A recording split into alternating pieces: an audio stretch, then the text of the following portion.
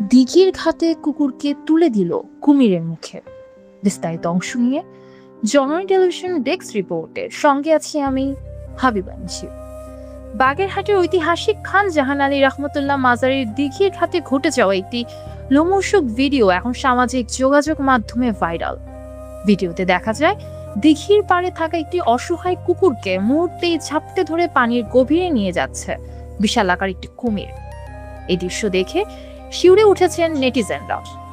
তবে এই ঘটনাকে ঘিরে ডালপালা মিলছে নানা রহস্য আর বিতর্কে।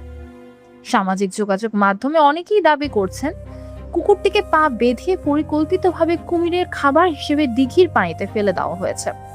এমন নিষ্ঠুর আচরণে ক্ষোভের আগুন জ্বলছে জনমনে।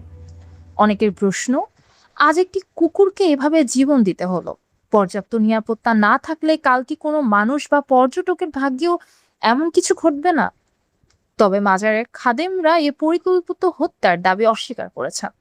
তাদের মতে এটি একটি প্রাকৃতিক দুর্ঘটনা।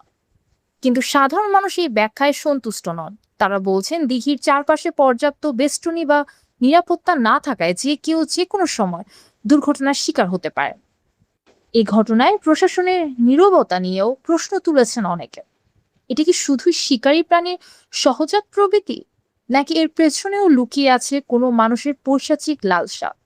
সত্য উদ্ঘাটনের দাবি এখন সবার মুখে মুখে।